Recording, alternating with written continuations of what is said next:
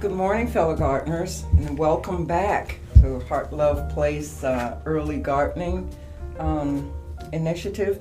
And today we're going to just be giving you an update on the plants that we set out last week with you, some of the microgreens that we started to grow, and a couple of other seeds that we had here that you might have seen kind of in the background, but we didn't really talk about. We're going to show you the progress of some of those, okay?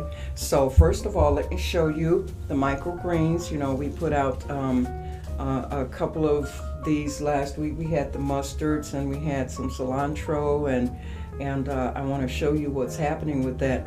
Now with the mustards, and I'm going to talk to you about some of the equipment that we're using here, because we don't want you to have to rush out and try and buy a lot of fancy things. You have items right in your household that you can use, and so that's going to be the most cost-effective way to get things done. So starting off, if you remember, we planted the mustards on last week. This is what they look like. This is the first week, and we do encourage you to allow for at least 2 weeks of growth. But as you can see, last week we were showing you that the last video they were showing the sprouts. Now we have actual green. See, they have the leaves and the green is showing there. So these are going to grow, and I think they're probably growing a little slow in this room because it's really cool in this room. If it was a little warmer, they'd be sprouting out a bit more, because the ones we have at home are really huge and ready for harvest. But it's a little cooler in here, and so they're growing a little slower. But this is what they look like now when you saw the seeds when we put them out, and then the little sprouts. So they are starting to mature into the microgreens that we're hoping for. So we'll keep you posted on this, and next week our hope is that they're going to be at the stage where we can start harvesting them and showing you how to do that, and probably just give you a couple of recipes. So with this, remember, we just keep it moist. So every day I just spritz it with water and make sure that it's really damp in there, and that little hydroponic pad does not dry out at all. So we just keep it moist.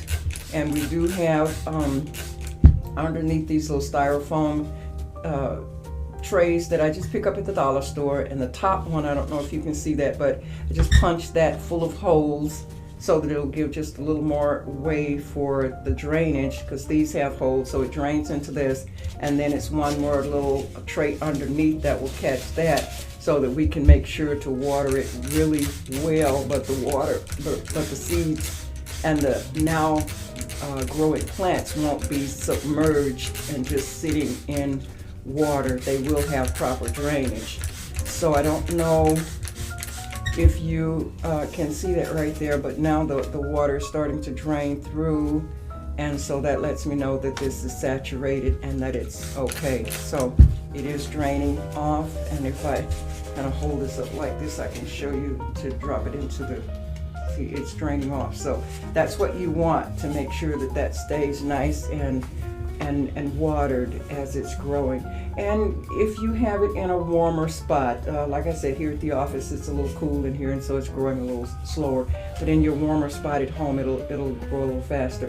The other thing I want to show you is we try to create a greenhouse effect with the plants, and so I have just a regular cake dome. It's a plastic cake dome, and I use this to put over the plants as they're growing. And I just did this a couple of days ago when I noticed how cool it was and how slow they were growing. And so once I put this over, it does help to create that greenhouse effect. And so they did start to grow a little bit faster. It was noticeable that they grow a little faster. So if you have just a dome for your cake plate, you can use that to put over, whether it's glass or plastic. I even use the ones that we purchase cakes at the store, and you can see the condensation of water along the sides, and that's because it is creating that greenhouse effect. And what happens here is these are planted, these are the seeds that I was telling you. We planted some of the cilantro in the soil, and these have not started to bud yet. They tend to bud a little slower in the soil, but these are the same as the ones we have here, and I'll show you the difference. But what I did here is once I watered them, I just took this little dome and placed, and these little clear plastic containers, I just picked those up at the dollar store.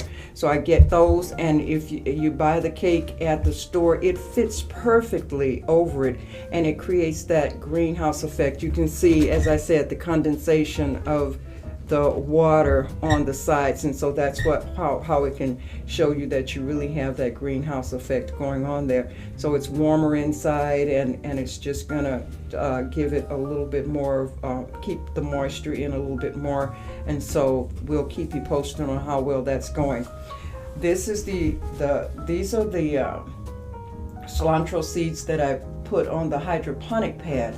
And I put them on the hydroponic pad, and then we used one of the other covers to just cover it for a day or two until it started to sprout. I had it underneath the table so it would be a little darker, it didn't get as much light, and so they did start to sprout. So this is, if you look closer, and we'll show you a picture of that, there are little sprouts now on these seeds, and we're going to continue to show them to you as they grow into the microgreens.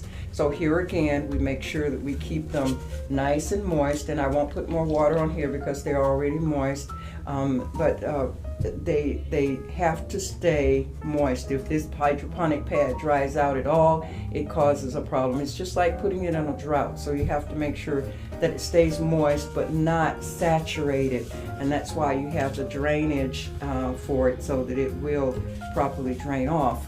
Now the other thing I want to show you very quickly, we have two more things real quick.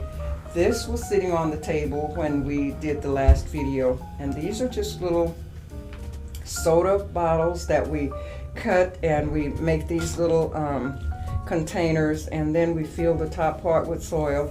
And one of the flowers that I love to grow is the morning glory. I love morning glories, and this particular morning glory, which is a Clark's Heavenly Blue, really is a sturdy plant. It has a really heavy stem, and they have these beautiful blue flowers that grow on them, and they grow so slowly that they don't really blossom until late summer. And I'm trying to force it a little bit. I'm hoping that in getting some of these plants started, I'll be able to put them out sooner, and that we'll get blossoms earlier in the summer. Don't know how that's going to work because it might be against the nature of the plant, but we're going to see how that works. But if you can see in these containers, there are budgeting little plants there. There's 4 here you can see coming out, and each one of these would have 4 in them. So here again, we want to show you how to get started with gardening and use equipment that's very inexpensive, save you money, and have fun while you're doing it. So we have just little just little water bottles. These are water bottles. And then we have here, we're going to show you in a larger, how to do it in a larger container, just your soda bottles that you usually toss out. This is helping the environment also because you're recycling, and you're just holding on to a lot of things that we fill the garbage dumps with, and use them for as long as you can on different projects, and that's just going to help us to preserve the environment for future generations. So what we're going to do is just take our scissors. The only thing we're going to use here is a bottle, scissors, and some tape, and we aren't going to fill this with dirt today, but I'm going to show you how to create like a greenhouse effect for one of these, and then we'll show you how to do planting in it later, because underneath we show you how to have a self-watering system, and so we're going to be showing you how to do that later. But right now we're just going to show you how to make kind of a greenhouse effect here for one of these, and then we're going to do an experiment to see how well they grow on their own without this, and then how well the ones will grow inside of here. So this already has some little lines on here, so I'm just going to take these scissors and kind of start it right along one of these lines. Wants to cooperate here. I may have to get a blade. Okay, I think it got started. Yeah, and so I'm just going to cut right along this line that's already here. No big thing here. And I'm not going to cut it all the way off. I'm just going to cut it around to where I can lay it back a little bit. So there we go, just to open it up a little bit like that. And then I'm going to take one of these, and as I said, it already has the water down in here in the bottom. And then it has and I will be teaching you how to create this self-watering system, because you just use a string. And what I have here is just we had some old rags around. This was actually a little baby onesie outfit, and like a little t-shirt thing, and I just took it and made some strips, and then we created this. And so the soil is in the top, the seeds are already growing there, and it's in this watering system. Even though it's in this little watering system, what I will do every other day or so is just kind of spritz the top to make sure that the top doesn't dry out. But once I put it in here, I probably won't have to do that with this one, because it's going to maintain more moisture, but I will continue to do it here. So what I'm going to do is just kind of put this down in here, get it in there. And you can see it just sitting in there. And then what I'm going to do is just put the cap back on here. I took the cap off so I could cut it easier, bend it, and it'd be pliable and I could bend it. So then I'm just going to put that back over, and I'm just going to take some tape and go around it and just put this back together. And we're going to see how this works, okay? We're going to do some experimenting. And one of the things about gardening is that there is no always a definite way for things to work. Sometimes you have to experiment a little bit. That's how they come up with all these different seeds. They experiment with it, and they see what works here and what works there. And so some of the different methods, they just experiment.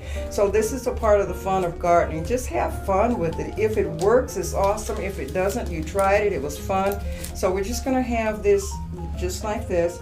And if you want to fancy it up a little bit, you can even get a ribbon and put around it to hide that for a little bit. But we're just going to let that kind of go. And if you want, like if you're home and you want it fancy, just put a little ribbon or something around there to hide the tape or something like that, and just you know, a little wider might be good. And then just watch it and see what happens. So we're going to sit this one over in the window as well, so it will get plenty of sunlight. But we have the water in it already, we have the plant in there, and we have sealed this, and so it's sort of like a little greenhouse effect. And we're going to see how this works. So next week we'll look at this and we'll compare it to the ones that are just growing on their own and see how that works. So happy experimenting with you, and have fun with it. And again, just use items that you already have at home. Don't rush out trying to spend a lot of money. Just save, recycle, and have fun gardening. And we'll see you next week.